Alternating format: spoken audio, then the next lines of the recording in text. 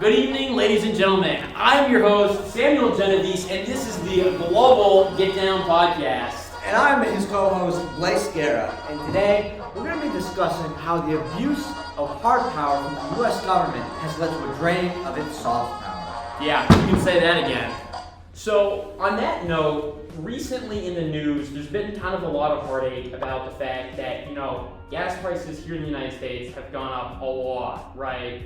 Especially compared to before the Iran war. But, as the New York Times actually reported on today, we're seeing some of the highest, gas prices actually since the start of the war, now, which is, probably a cofactor of the fact that the United States, has not actually been able to clear the, blockade in the Strait of Hormuz. But, some of our listeners have been asking for a little bit of commentary about what kind of global implications that has. Yeah, I can tell you in Europe, boy howdy, they are not happy. They are experiencing gas prices that are up 30%, over 30% more than usual. And let me tell you what, European leaders are not shy about being vocally against this war. Well, and it's funny you say that because realistically, Europe's kind of getting a double whammy here, right? So you have the Strait of Hormuz problem, them being unable to access, the hydrocarbons, so oil, natural gas, etc., from the Persian Gulf region. And then on top of that, they've already lost their traditional supplier, which is Russia, who they got, over 40% of their, LNG, their natural gas from before the Russia-Ukraine war. And then on top of that, they also, provided Europe with a large amount of its oil. And so, where do you think this kind of leaves them, going forward into the future? Oh boy, man, let me tell you, they're in a rock and a hard place.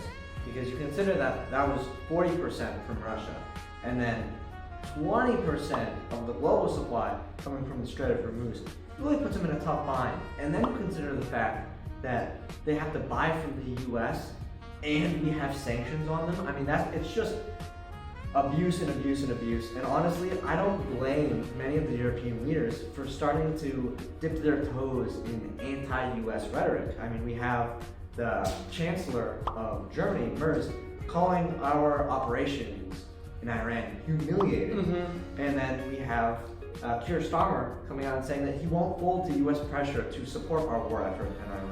Well, it's actually funny you say that because Starmer said that he was, not only fed up with Donald Trump, and then he compares him actually to Vladimir Putin, which is like, ouch. But on top of that, it's interesting because even though, the UK, and Starmer in particular, has been, vocal that this is, a bad play, that, this is not how America is supposed to act, they are at least, still letting the United States use their bases in this operation, such as the ones on Cyprus.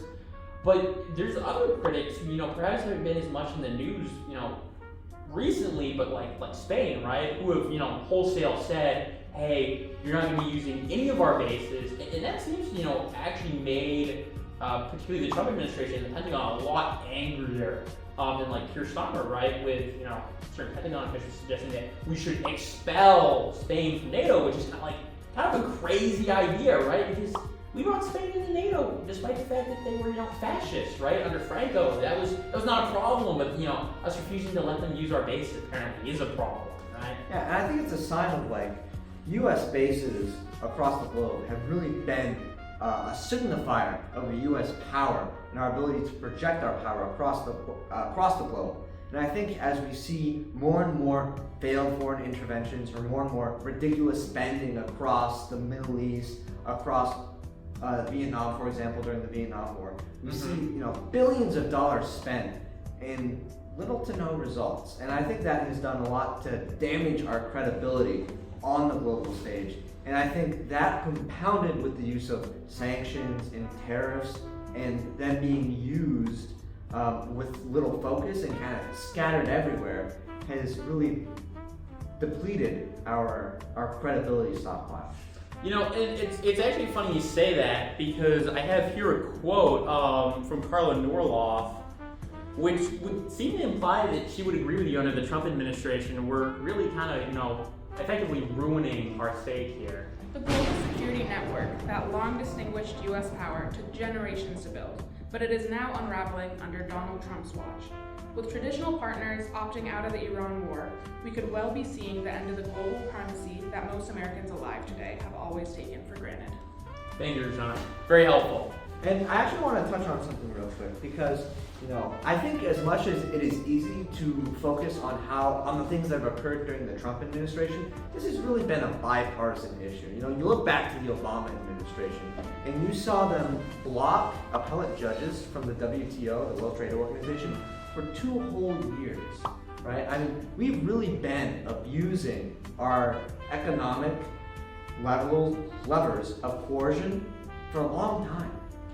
Well, and I think really the point that you made about credibility, almost like being a currency, right, which America can expend, has been expending at a very rapid pace, is really particularly insightful, considering the fact that for me, I would kind of trace this, fumbling of the bag on kind of a bipartisan basis to the end of the Cold War, right? And as a matter of fact, at that point, Gorbachev, right, the last, leader of the Soviet Union before the collapse in 1991, went on record 30 years, after the fall of the Soviet Union, and I believe it was 2021, saying, after the end of the Cold War, the United States became self-confident, yes, but also arrogant, right? And we see that with, our intervention in Yugoslavia, right? The Persian Gulf War, invasion of Afghanistan, invasion of Iraq in 2003, and, on through the Obama administration, like you said, blocking WTO appellate appointments, bombing Libya, right? And now we see with Trump, right? With bombing Iran and basically getting the Strait of Hormuz closed. And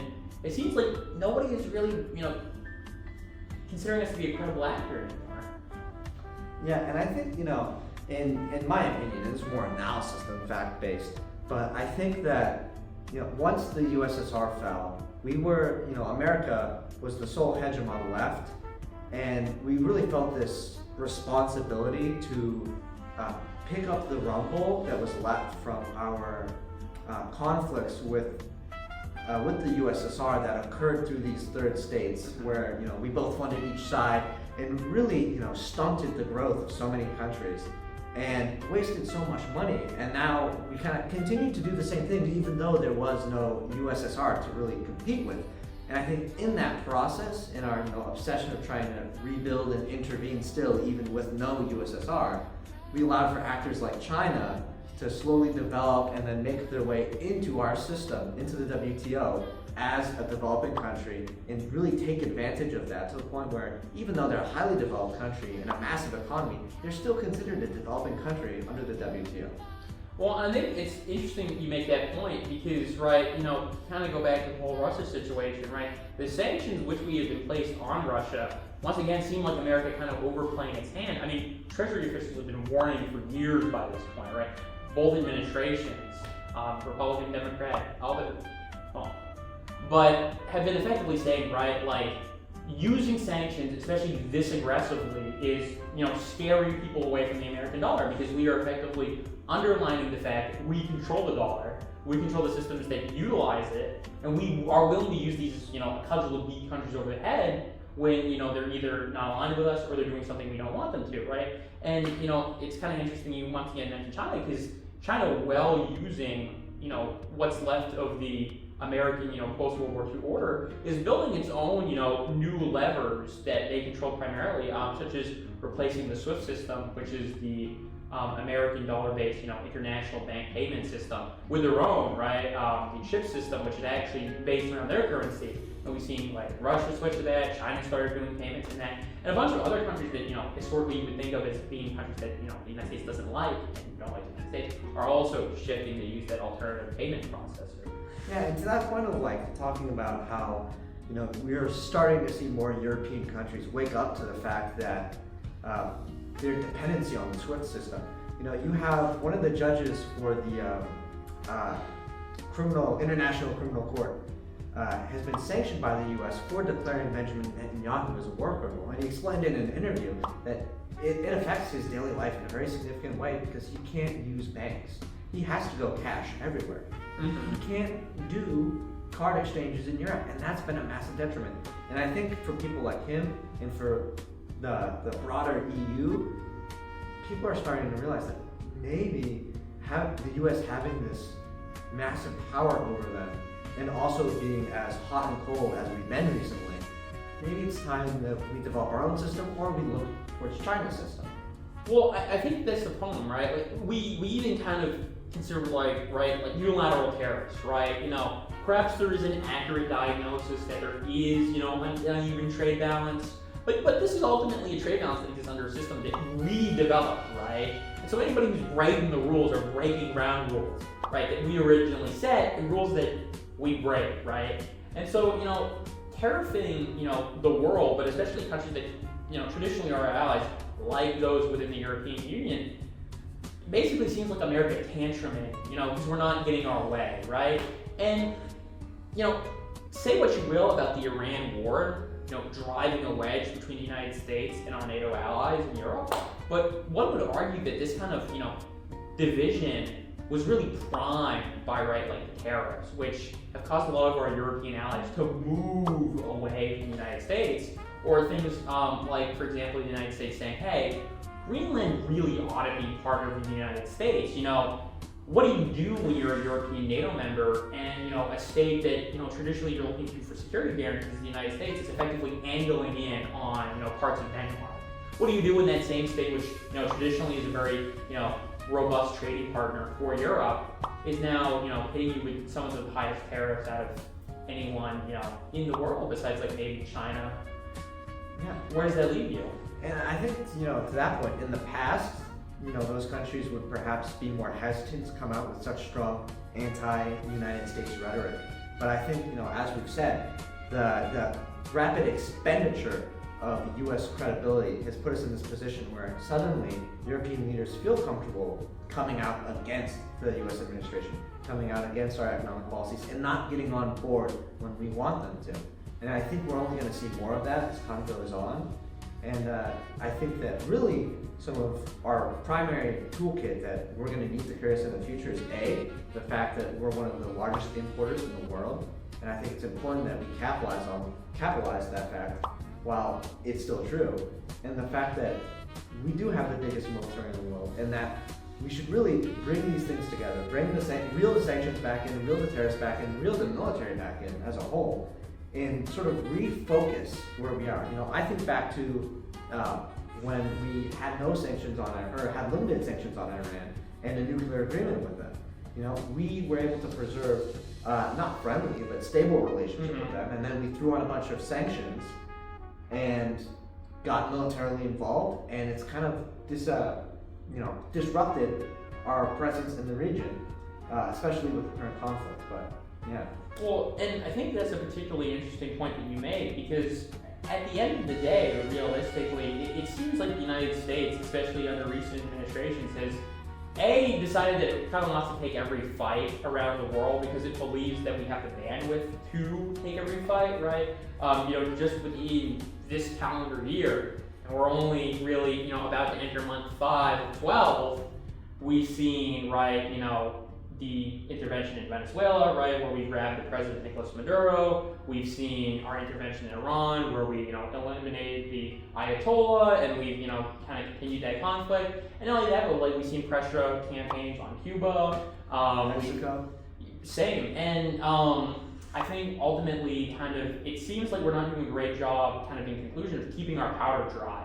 And not only that, but identifying the fights we need to take. Like, why are we picking a fight with Europe when we have to deal with Russia and China? And not only that, but we can't even seem to agree with our European allies anymore on who, the threats actually are, right? The Trump administration seems to really see China, Iran as like these big pressing threats. Whereas, the Europeans are still like, Russia is right there. Russia is a huge threat for us. And the Trump administration seems to throw their hands up and say, devil may care. You need to be more democratic at home. Yeah, and I think it's getting to this point where not only is that true, but it's also true that they're starting to see, well, maybe U.S. dominance is actually a threat to us. But I think that leaves us at a pretty good point to sort of summarize where we are as a nation internationally. Well, I guess in 30 seconds or less, what would you give as kind of your policy prescription to the United States government based off that? We need to remember who our friends are, who are the countries that have historically supported us, and really focus, if we are going to use these economic or military levers, use them in conjunction and focus, and don't spread our eggs in so many baskets that leaves us with no eggs at home. Yeah, and I would generally agree. I think I would summarize it as the United States needs to keep its powder dry, militarily, economically, and ultimately militarily, right? Like the amount of munitions we've expended in Iran are astronomical. The amount of trade ties we've broken through tariffs, high. The amount of diplomatic relations that we've kind of permanently soured through, saying things like, hey, we want Greenland, large.